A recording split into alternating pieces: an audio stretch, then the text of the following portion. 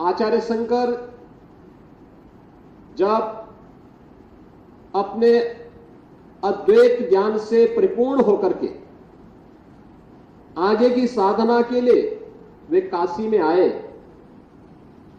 तो काशी में साक्षात भगवान विश्वनाथ ने उनकी परीक्षा लेनी चाहिए और उन्होंने इस बात को देखा कि प्रातःकाल जब ब्रह्म मुहूर्त में आदि शंकर गंगा स्नान के लिए जा रहे होते हैं,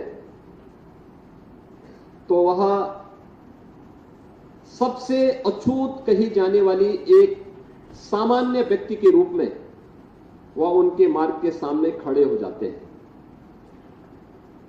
तो स्वाभाविक रूप से आदि शंकर के मुंह से निकलता है, हटो, मेरे मार्ग से हटो।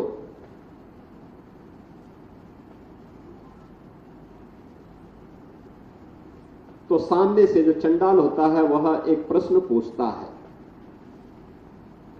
कि आप तो अपने आप को अद्वैत ज्ञान के मर्मज्ञ मानते हैं, आप किसको हटाना चाहते हैं? आपका ज्ञान क्या इस भौतिक काया को देख रही है, इस भौतिक काया के अंदर बसे हुए ब्रह्म को देख रही है? अगर ब्रह्म सत्य है तो जो ब्रह्म आपके अंदर है वही मेरे अंदर भी है, और इस ब्रह्म सत्य को जान करके अगर आप इस ब्रह्म को ठुकरा रहे हैं तो इसका मतलब आपका ये ज्ञान सत्य नहीं है। तो उन्होंने, वही भौचक थे, एक चंडाल के मुंह से इस प्रकार की बात। उन्होंने कहा कि आप कौन हैं, मैं जानना चाहता हूं। उन्होंने कहा कि जिस ज्ञान व्यापी की साधना के लिए, दुर्भाग्य से वो ज्ञान व्यापी आज लोग उसको दूसरे शब्दों में मस्जिद कहते हैं, लेकिन वो ज्ञान व्यापी साक्षात विश्वनाथ ही है। जिस ज्ञान व्यापी की उपासना के लिए आप केरल से चल करके यहां आए हैं, मैं उसका साक्षात स्वरूप विश्वनाथ हूं।